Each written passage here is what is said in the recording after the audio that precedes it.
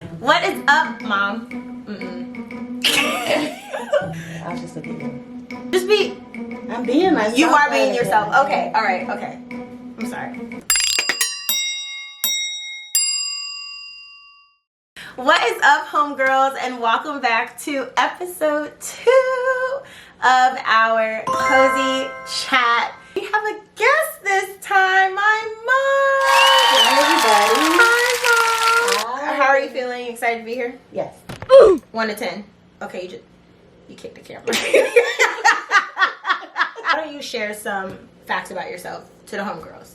Hi, I'm Aaliyah's mother. I am in my mid-50s, getting ready to knock on the door of 60 in a couple of years. So I feel that I have accumulated quite a few experiences that we can talk about today. Well, one, I'm excited for y'all to see my mom. Me and my mom are like this. We are very, very close. And if you're an OG homegirl, then you have listened to our episode from season 1, A Mother's Gems. I wanted her to be up here, and I think she definitely wanted to talk all things self-love, self-value. Y'all didn't know, fun fact about the homegirl community, most of us are women and we are between the ages of 16 and 34. So I feel like this is a great conversation. So we're gonna go ahead and get right into it. I have some questions for you, Mommy. I first just want to know more about your journey. So some girls may have listened to the podcast, they may have a sense of like who you are, but we probably have a lot of homegirls who didn't listen to that episode. Tell us a bit about your journey, specifically with you sharing a time in your life when you felt like you struggled with your self-worth. I grew up in a very religious household. In the religion that I was raised in, we were constantly having meetings throughout the week. But the message that I took away from that at the time was that I was not a perfect person. Humans were sinners, and I always felt that you always had to be repentant for who you are. You had to apologize and do better at who you were. You weren't good enough as you were. And I also felt like I dealt with some criticism growing up from my parents, who I don't think meant it in a negative way. I just think that was their way of trying to strengthen me. And so I think probably in my late teens, early 20s is when I really was trying to find who I was and find out what I stood for. And on my own, because I was going in a path that was divergent from what I was raised. I'm happy to hear it come from you, Mommy, because I've shared on the podcast how you grew up as a Jehovah's Witness. Yeah. Right? And I feel like in a black community, I feel like a lot of people don't even really know what a Jehovah's Witness is, I'll be honest. I feel like they know of the running joke that it's like, knock on the door, run the other way, the people at the door, right? So could you give us some context on what that meant for you to grow up as a Jehovah's Witness? It's a religious belief. It's based on Christianity. However, holidays that are typically celebrated were not adhered to. So there was nothing that you celebrated with regards to Christmas, Thanksgiving. These were what they called pagan holidays, or holidays that were man-made. So you only kind of celebrated or remembered when Jesus died for our sins, which was Memorial Day, which was one day a year. But you didn't even celebrate your birth dates or anything like that. So I grew up, we met on Sundays, Tuesdays, and Thursdays. I grew up in with a very diverse group of people. That is one thing that I will say, is that I didn't experience racism in the way that I wasn't exposed to it as early on, because we were all different types of people, white, black, whatever ethnicity. We celebrated religious meetings together. So that was a positive. Also, was in front of, we talked As you know, going door to door, I participated in that as a very young child, which is why I cannot sell anything today. But anyway, very close-knit community, but very, very strict in their belief systems, which may have changed. I'm not going to talk about who they are today because I don't know. And I believe that their belief systems could have matured over time, but I know it was stifling for me because at the time they didn't believe in higher education. They felt that your life should be spreading the word of God, and that's what you should aspire to, and that's it. And I wanted some other things for myself.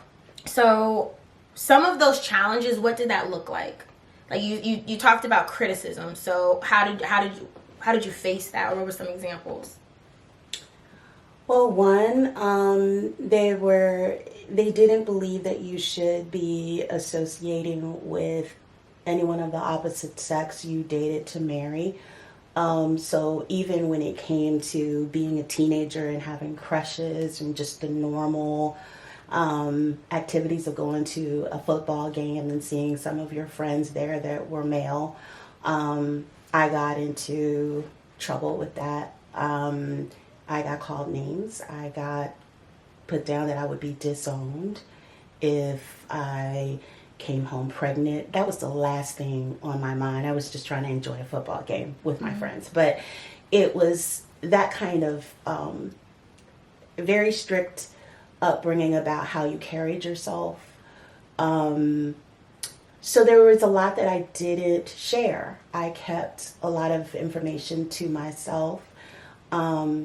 So it was kind of hard, and it was a conflict of how I was raised, a conflict of how I was feeling, a conflict of me wanting higher education because I saw the parameters in which I lived. My father was the head of the household. My mother did not work.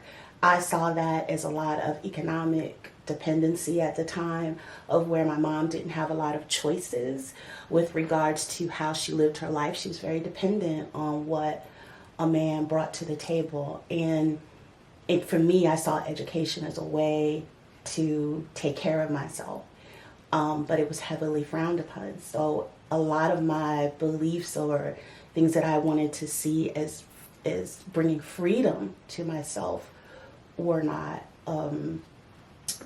condoned. So with that, because I know you told me that around like in your 20s, I mentioned this on the last episode of our cozy chat, that you started to distance yourself from church and the practices of being a Jehovah's Witness. So during that time of being consistently in the church, heavily involved, now we're in a space of like, I'm starting to feel this internal friction. Now I'm going to start distancing myself. What did that next chapter look like when you distanced yourself from the church and started to discover Michelle? One way is that I got a job, and the job was kind of like at a fast food restaurant, and it was open 24 hours. So I told management that I didn't have any barriers on when I could work. So what happened is I would get shifts on the nights that church services were happening, and I would say, oh, I have to work. So that was kind of my way of starting to distance myself. My father had a leadership role in the church, and it came out that he had an affair. So that was another conflict for me, because my whole life I was criticized for, not being around men, not dating, not doing this, not doing that. You'll disown me. And then here you come, who I've looked up to you all of my life, and come to find out you were unfaithful to my mom. So I was on my way to being a wild child. I'm not even gonna lie. And I was fortunate at the time to meet a young gentleman that I was working with, and we dated for about 5 years. But I think that he was very instrumental in coming to my life at a time to kind of stabilize me, because I think if he wouldn't have come along, I don't know. I think I would have just been kind of, looking for something and not finding it for a while. It's so interesting, Mommy, because the homegirls know, y'all know, that, I'm in the process of healing, going through this breakup with Mike. And I have such a huge dependency on my faith to keep me going during this time. Right? Through this journey, my self-worth and value has been bestowed on me by God, right? So I'm curious for you, because your sense of identity almost looked opposite from mine, right? So I'm finding the identity by running to God, and your identity was developed by almost distancing yourself more. Yes, and I was purposeful for that, because I felt that there were a lot of people that, people my age at the time, who would go to the Kingdom Hall and would act as if they were the perfect citizens, and doing everything right and just being very, very spiritual and religious. But I knew better, because I was hanging out with them and I knew what they wanted to do with me. And it was funny that my parents thought that those boys that were raised in our religion were safe spaces for me. And it really wasn't. I'm not ready for this, and I'm not going to lie and sit here and try to portray a life that I'm not living. So that's why I purposefully separated myself. Now, what I will say, that's the difference between the way that you are doing it and the way that I did it. I learned a lot through hard knocks, where I feel that you are not going to go through the same trials and tribulations that I did. I think that your faith is going to cause you to have better filters of what comes your way. Me, I had to learn through trial and error. And I think, like, with your faith, it feels like you're saying and you're talking to God and you are coming up with a list of what you want, right? I feel that I was going through a list of what I don't want out of the different experiences that I had. Didn't like that. Ooh, I don't like how that makes me feel.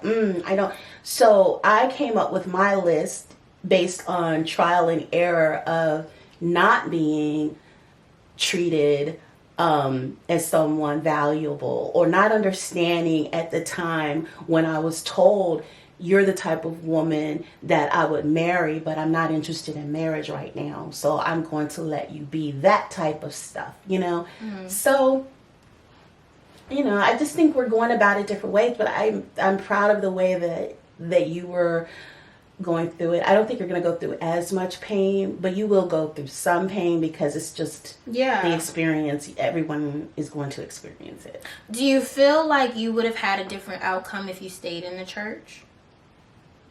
Oh yeah, but I don't know if it would be the outcome that I saw for myself. I would not have worn as many hats as I'm wearing right now, or have had different experiences as what I've had. So let's dig a little bit into those hard knocks that you talked about. I know that might not be fun, but that's what we got to talk about here in the Cozy Chat. Don't fall for someone that has not started their healing process.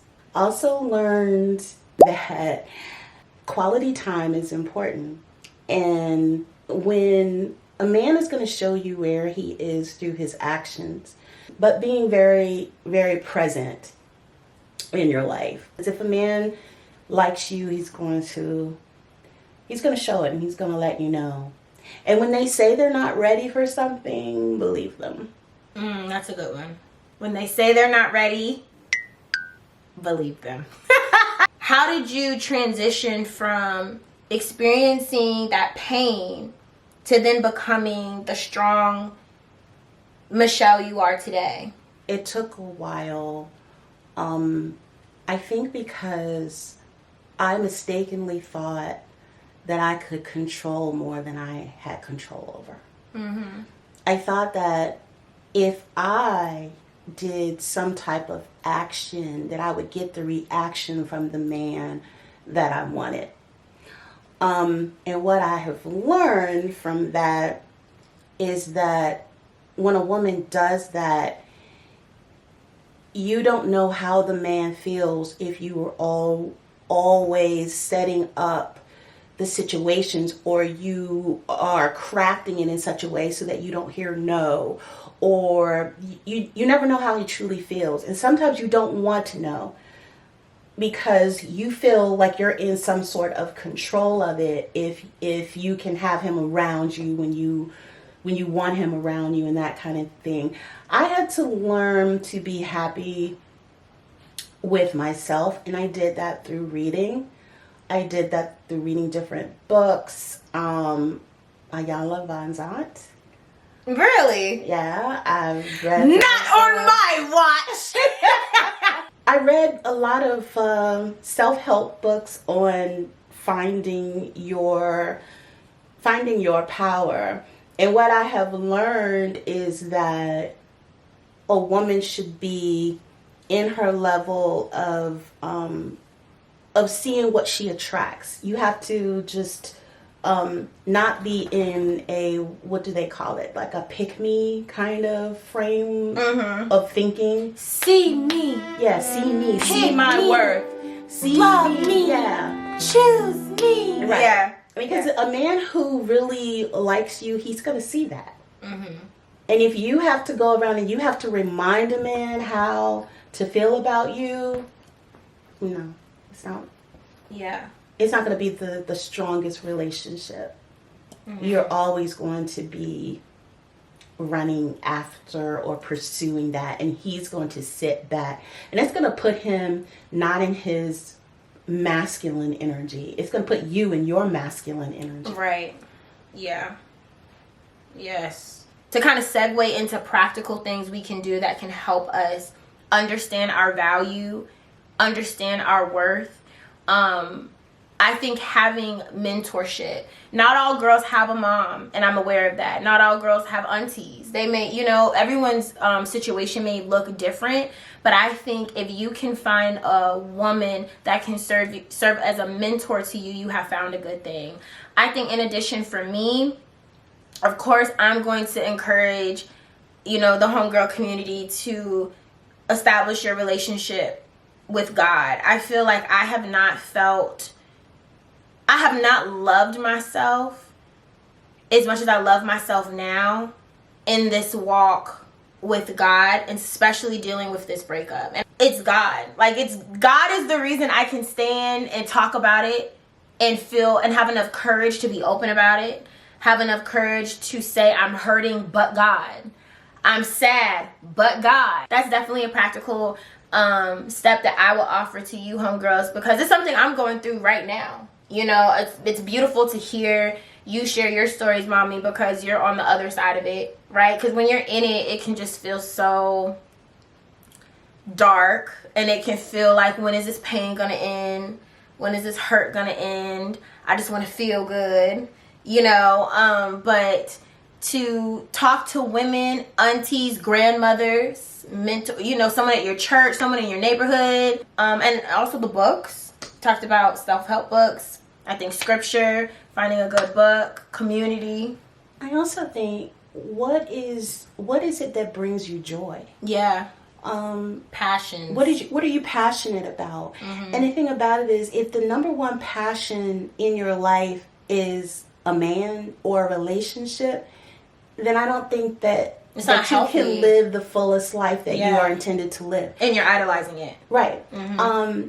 As you explore your passions and explore what you like and what you enjoy, your life is going to become richer. And you also are going to give off a glow of someone who is satisfied with who they are. And just feeling comfortable with yourself, though. Right.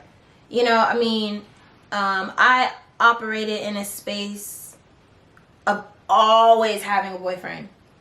Always having a boyfriend. Like, this is my first time being single, and I am 28 years old.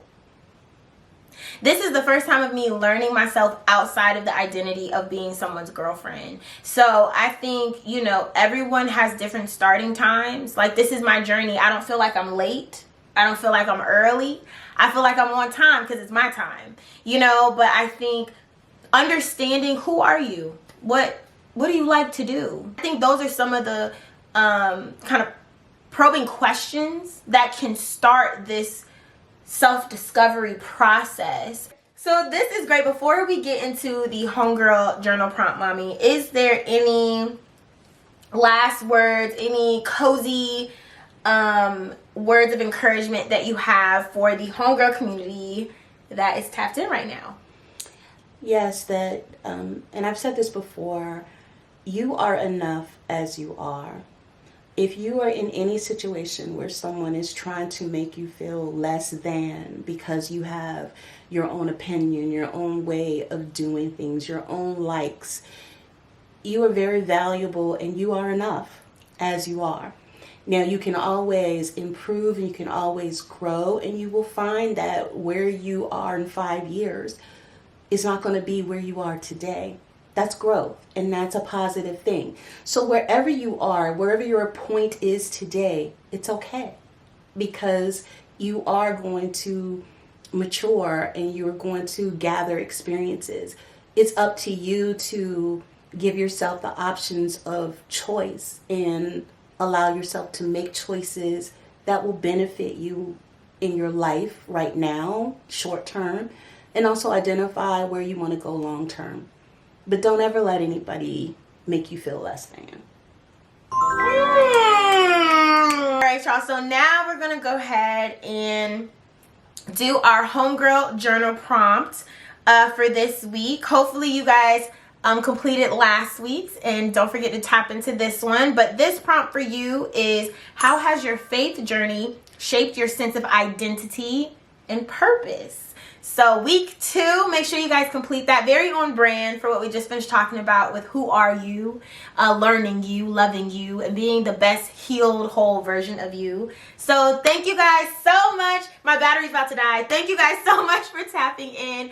Thank you, mommy, for being here. Love you guys. See you next week.